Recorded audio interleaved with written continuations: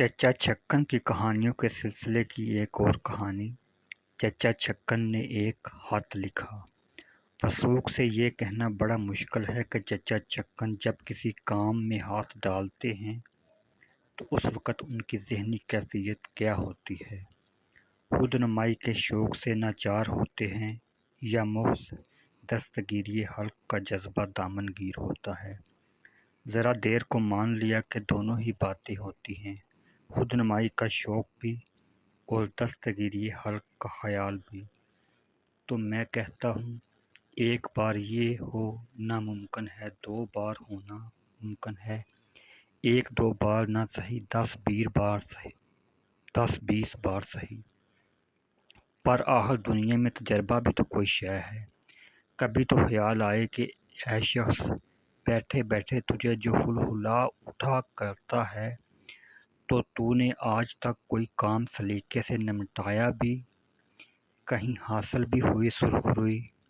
کسی نے داد بھی دی تیری کارروائی کی؟ چارہ گری کا دعویٰ وہ کرے جسے اپنی تجربہ کاری پہ تکیہ ہو، اور جو نہیں تو کیوں ایسی بات کرے جس سے کالی ہانڈی سر پر دھری جائے۔ اب آج ہی کا واقعہ ہے کہ چچی کو ایک دعوت نامے کا جواب لکھنے کی ضرورت پیش آئی۔ اتفاق سے ان کا ہاتھ تھا رکا ہوا۔ چچا چھکن حسب معمول فارغ بیٹھے تھے۔ جواب مختصر سا لکھنا تھا، کام بھی جلدی کا تھا، پھر کیا امر انہیں اپنی خدمات پیش کرنے میں مانع ہو سکتا تھا؟ چنانچہ لکھا آپ نے جواب، اور اس کے لیے کچھ اہتمام ہوا، گھر میں کیسا ہلڑ مچا، اور پھر کیا نتیجہ نکلا، اس کی داستان سننے سے تعلق رکھتی ہے۔ بات یوں ہوئی کہ صبح کے وقت چچی دالان میں چارپائی پر بیٹھی بچوں کو چائے پلا رہی تھی۔ چچا چائے سے فارغ ہو کر صحن میں کرسی پر اکڑوں بیٹھے حقہ پی رہے تھے۔ ایک گائے خریدنے کی ضرورت، اس کے متوقع فوائد اور نقصانات کے انفرادی اور اجتماعی نتائج و عواقب کے متعلق چچی کو معلومات بخشی جا رہی تھیں۔ اتنے میں باہر دروازے پر کسی نے آواز دی۔ بنڈو بھاگتا ہوا گیا اور ایک خط لے کر واپس آیا۔ چچی پیرچ سے چھٹن کو چائے پلا رہی تھیں، ہاتھ لا کر ان کے قریب رکھ دیا۔ اتنے پیرچ کی چائے ختم ہو اور چچی ہاتھ اٹھائیں، چچا نے 10 مرتبہ پوچھ ڈالا، کس کا خط ہے، کہاں سے آیا ہے، کس نے بھیجا ہے، کیا بات ہے؟ چچی چڑ گئی، توبہ ہے، کھولنے پائی نہیں اور سوالات کا تانتا باندھ دیا۔ مجھے غیب کا علم تو آتا نہیں کہ دیکھے بغیر بتا دوں کس کا خط ہے۔ چچا کچھ خفیف سے ہو گئے، بلا صاحب خطا ہوئی کہ پوچھا، ہماری بلا سے کسی کا ہو؟ یہ کہہ کر بے نیازی سے سر موڑ کر جلد حقے کے کش لینے لگے۔ بنڈو نے کہا، بیگم صاحب آدمی جواب کے انتظار میں کھڑا ہے۔ یہ سن کر چچا سینہ بیٹھا گیا، 4-5 کش لگا کر اٹھ کھڑے ہوئے اور کرتے میں ہاتھ ڈال کر پیٹ کھجاتے رہے، پھر بے تکلفی کے انداز میں ٹہلتے ہوئے باہر نکل گئے۔ چند منٹ بعد واپس آئے، کچھ دیر بے ترتیبی سے صحن میں ٹہلے، منتظر تھے کہ شاید چچی مخاطب کریں، آخر نہ رہا گیا تو خود ہی پوچھا، کیا لکھا ہے منصرم صاحب کی بیوی نے؟ چچی نے چائے کی پیرچ چھٹن کے منہ سے لگاتے ہوئے بے پرواہی سے کہا، رات کھانے پر بلایا ہے۔ چچا کا اعتراض و تامل رخصت ہو گیا، کیا بات ہے، کوئی تقریب؟ چچی نے کسی قدر سرسری انداز میں کہا، بات کیا ہوتی، میر منشی صاحب کی بیوی مجھ سے ملنا چاہتی تھیں، انہیں اور مجھے دونوں کو کھانے پر بلا لیا ہے۔ شاید مزید اطمینان حاصل کرنے کو چچا بولے تو گویا زنانہ ضیافت ہے، پھر غالباً خیال آیا کہ بیوی کا کہیں مدعو کیا جانا ایک طرح سے میاں ہی کی ہردل عزیزی اور قدر و وقت کا اعتراف ہے۔ चुनांचे इसी जज्बे के मातहत मुनसरम साहब की बीवी की तारीफ में रतबुल लिसान हो गए। बहुत माकूल बीवी हैं, ऐसे मिलनसार बीवियां कहाँ नजर आती हैं आजकल। जरूर जाओ ज़ियाफत में, बल्कि कोई मौका हो तो उन्हें भी अपने यहाँ मदऊ करो। साथ एक मशवरा भी फैसले की सूरत में पेश किया, बच्चे तो जाएंगे ही ना साथ। चच्ची ने कुछ बिगड़ कर आहिस्ता से कहा, हमसायों को भी ना लेती जाऊं। चचा को ये जवाब नागवार न गुजरा। एक तो चच्ची बोली आहिस्ता से थी, दूसरे कुछ ज्यादा आम फहम बात न थी। बहरहाल पेट सहलाते हुए मुड़ने लगे, फिर रुक गए। कहा, उनका मुलाजिम जवाब का तकाजा कर रहा है। चच्ची ने जवाब में छुट्टन को मुखातब किया, काम बहुत खुदा के लिए कहीं खत्म कर चुक, चाय खेल किए जा रहा है किसी वक्त से। पिर्च प्याली लिए बैठी हूँ, न खुद पीनी नसीब हुई न अभी नौकरों को मिली। उधर चाय ठंडी हो रही है, उधर बाहर जवाब के इंतजार का तकाजा चला आ रहा है। आप जानिए ऐसा मौका हो और चचा अपनी खिदमत पेश करने से रुक जाएं। बोले, हम लिख दें जवाब? चच्ची बोली, ना बस आप माफ़ रखिए, फारग होकर मैं आप ही लिख लूँगी। रोके जाने के बायस चचा क्यों कर बूझे। बोले, क्या मानी, हम जवाब लिखना, हम खत लिखना नहीं जानते। चच्ची ने चुप हो रहना ही मुनासिब समझा। चचा की कुछ तस्कीन न हुई। अब कोई फारग खती तो लिखनी नहीं, दावत मंजूर करने का खत लिखना है ना, तो उसका लिखना ऐसी कौन सी जुए शील लाना है। इतने में छुट्टन ने जल्दी से चाय का घूंट बढ़ा, उसे उच्छू आ गया। चाय की कुली चच्ची के कपड़ों पर पड़ी, वो अंडेल रही थी। पिरच में चाय और उनका हाथ हिल गया, सारी की सारी चाय कपड़ों पर आन पड़ी। चच्ची हा नामुराद कहती हुई तौलिए से कपड़े पूंजने लगी। उधर बाहर से आवाज आई, क्यों साहब, मिलेगा जवाब? चच्ची ने घबरा कर चचा से कह दिया, अच्छा फिर अब तुम ही ये लिख दो कि आ जाऊंगी।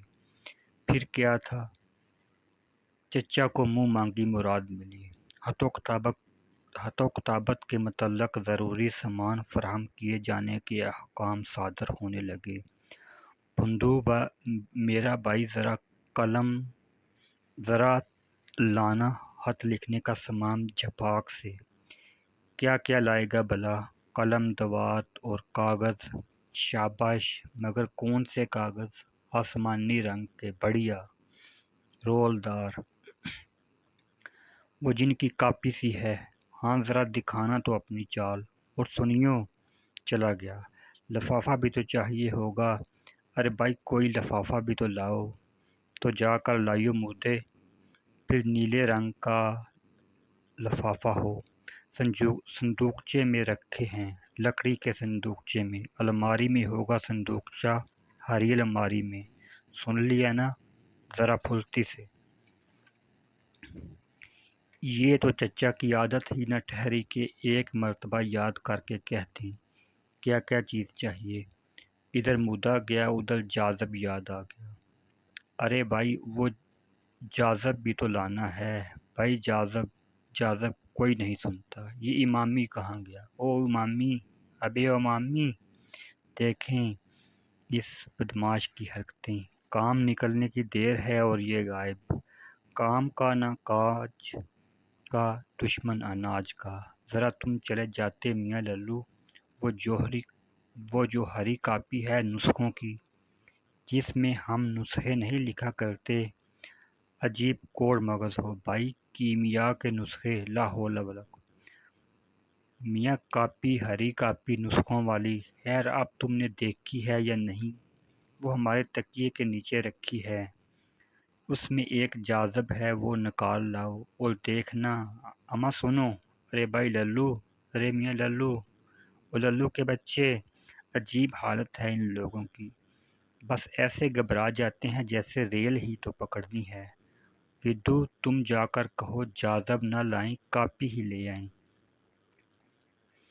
आखिर हाथ भी तो किसी चीज़ पर रख कर लिखना है।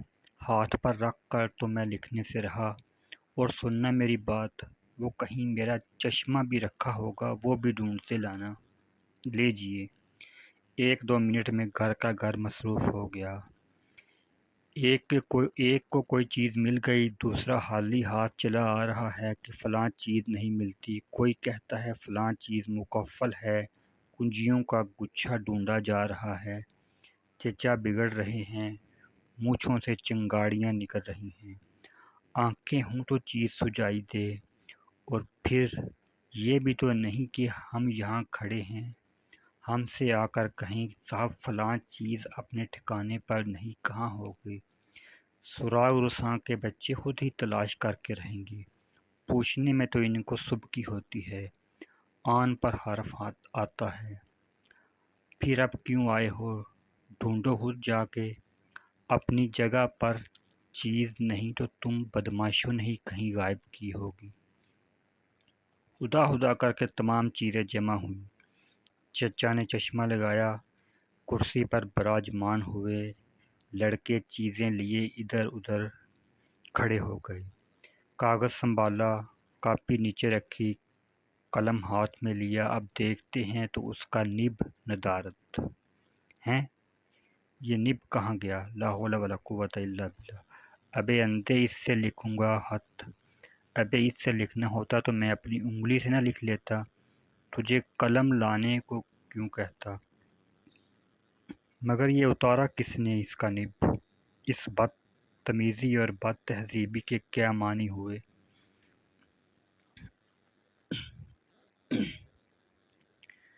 میں آج معلوم کر کے رہوں گا یہ حرکت کس نامعقول کی ہے۔ باہر سے آواز آئی، اجی صاحب جواب کے لیے کھڑے ہیں۔ چچی یہ کیفیت دیکھ رہی تھی اور دل ہی دل میں پیچ و تاب کھا رہی تھی۔ آواز سن کر نہ رہا گیا، بولی، خدا کے لیے اب تم اس جرح کو بند کرو، لکھنا ہے تو لکھ دو، وہ غریب باہر کھڑا سوکھ رہا ہے، یہ قلم نہیں تو میرا قلم موجود ہے، جا بنو میرا قلم لا دے۔ چچا اس وقت جوش میں تھے، بزم خویش، محض تکلیف پہنچنے کے خیال سے نہیں بلکہ ایک اصول کی خاطر بات کو طول دے رہے تھے۔ اس وقت چچی پر برس پڑے، تمہیں تمہاری ہی شہ پا کر تو نوکروں اور بچوں کی عادتیں بگڑ رہی ہیں، یہ ضرور انہی میں سے کسی کی حرکت ہے، کوئی بچہ یا ملازم ہمارے اس قلم سے تفریح کرتا رہا ہے اور اسی نے اس کا نب ضائع کیا ہے۔ قلم کو سب غور سے دیکھو اور سچ سچ بتاؤ یہ کس کی حرکت ہے۔ اتنے میں بنو چچی کا قلم لے آئی۔ چچا کا آخری فقرہ سن کر اس نے قلم پر نگاہ ڈالی تو بولی، لال قلم؟ ابا میاں کل آپ نے ہی تو آزار بند ڈالنے کے لیے اس کا نب اتارا تھا۔ چچا نے گھور کر بنو کو دیکھا، قلم کو دیکھا، کچھ سوچا اور کھنگار کر گلا صاف کیا اور کرسی پر پینترا بدلا، کنکھیوں سے چچی اماں پر نظر ڈالی، قلم بنو کے ہاتھ سے لے لیا، سر جھکا کر انگوٹھے کے ناخن پر اس کا نب پرکھنے لگے، بولے، چلو اب اسی سے کام چل جائے گا۔ بمقابلہ پچھلی گفتگو کے آواز کا سر بہت مدھم تھا۔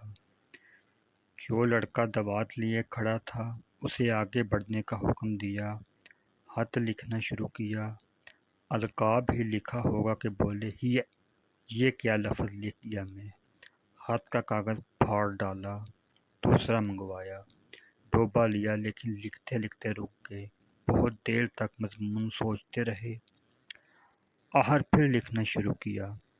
نب اتنی دیر میں خشک ہو چکا تھا، آپ سمجھے دوات میں سیاہی کم ہے، قلم بے تکلف دوات میں ڈال دی، تحریر شروع کرنے کی دیر تھی کہ سیاہی کا بڑا دھبا کاغذ پر، لا حول ولا کہہ کر کاغذ کو بھی پھاڑ دیا، تیسرا کاغذ منگوایا، اس پر 2-3 سطریں لکھ گئے، اس کے بعد قلم روک جو کچھ لکھا تھا پڑھا، چہرے پر کچھ قبض کی سی کیفیات نمودار ہوئی۔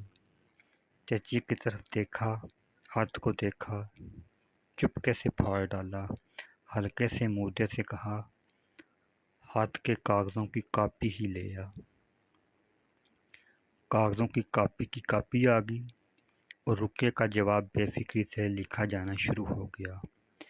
کبھی قلم کا شکوہ کہ نب درست نہیں، نیا نب ہے، کبھی دوات کی شکایت کہ سیاہی ٹھیک نہیں، پھیکی ہے، کبھی جاذب برا ہے کہ یہ جاذب ہے یا پتنگ بنانے کا کاغذ۔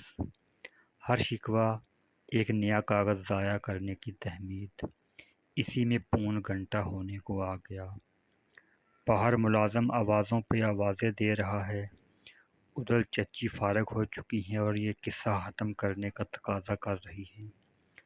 بارہا کہہ رہی ہیں کہ خدا کے لیے تم مجھے 2 قلم دوات میں ابھی 2 منٹ میں لکھ دیتی ہوں خط، مگر چچا اپنی قابلیت کی یہ توہین کیوں کر برداشت کر لیں۔ سچپٹا گئے مگر خط لکھنے سے باز نہ آئے۔ پینترے پہ پینترا بدل رہے، کاغذ پر کاغذ ردی کیے جا رہے ہیں۔ میں کیا کروں؟ نہ قلم ٹھکانے کا، نہ دوات درست لکھوں اپنے سر سے، ادھر یہ سب بلائیں میرے سر پہ آن چڑھی ہیں۔ ارے کم بختو، خدا کے لیے پرے ہٹ کے کھڑے ہو، میرا دم الجھنے لگا ہے۔ بھانمتی کا تماشا تو نہیں ہو رہا کہ پلے پڑ رہے ہو؟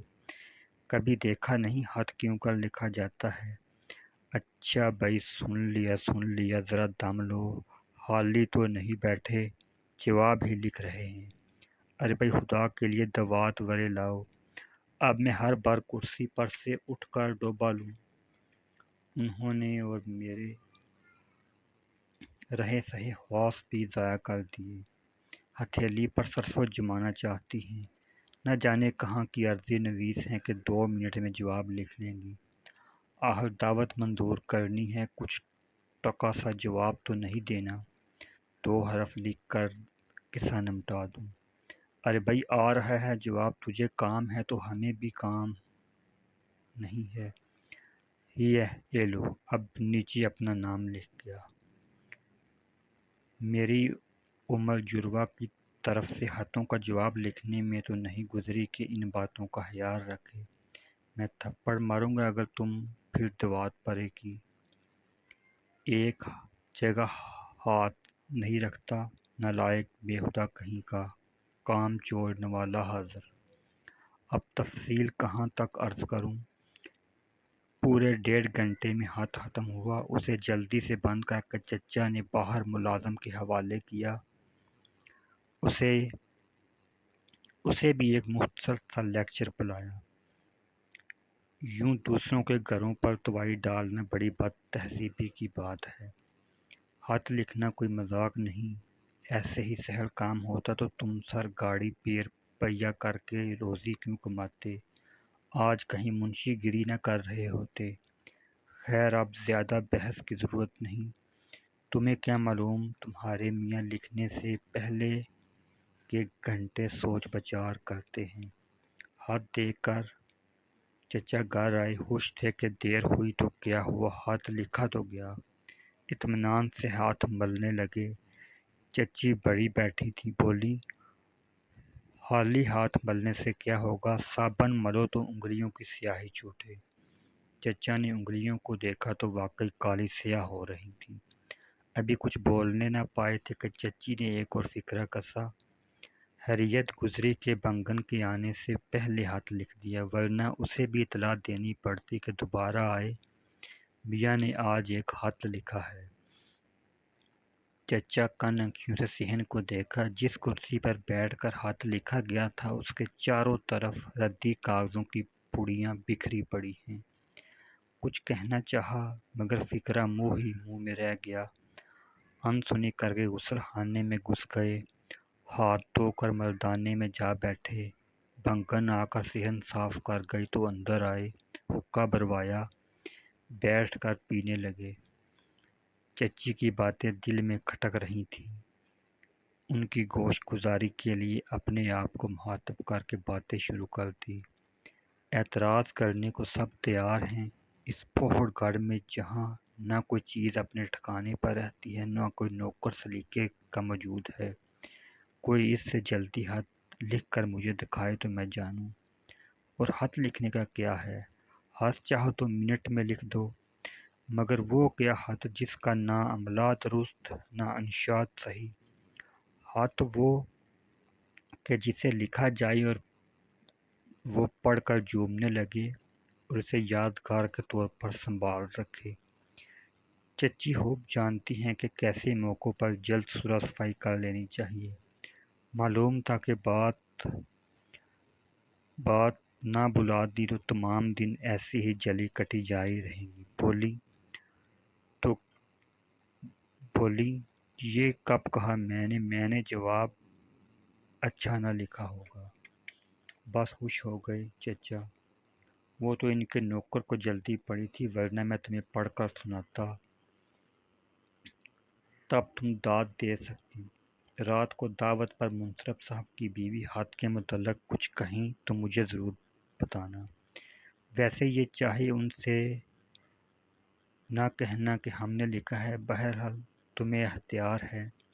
لیکن لطف اس وقت آیا جب دوپہر کو منصرف صاحب کی بیوی کے ہاتھ سے پھر ایک لفافہ آیا جس میں چچا چھکن کا لکھا ہوا خط رکھا تھا اور ساتھ ہی اس مضمون کا ایک رکھا تھا: پیاری بہن، شاید غلطی سے کسی اور کے نام کا خط میرے نام کے لفافے میں رکھ دیا، واپس بھیجتی ہوں۔ برائے مہربانی اطلاع دیجیے کہ آپ رات کو تشریف لا سکیں گی یا نہیں۔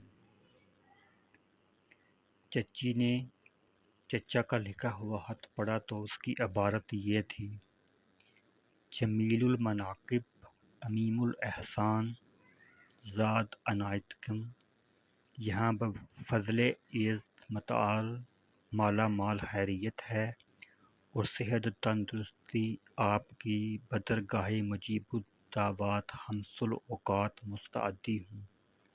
صورتحال یہ ہے کہ تلطف نامہ ساعت مسعود میں ورود ہوا، ارشاد سامی و حکم گرامی امثال میں عذر کرنا بندگان مروت و فوتت سے کیوں کر ممکن ہے، طمانینت کلی ہو کہ وقت معین پر حاضری کے شرف و افتخار کا حصول مایہ ناز مستور ہوگا۔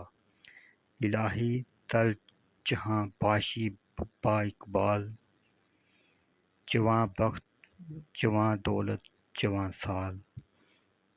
یہ خط آنے کے بعد چچا چھکن بار بار مختلف پیرایوں میں اپنی اس رائے کا اظہار کر رہے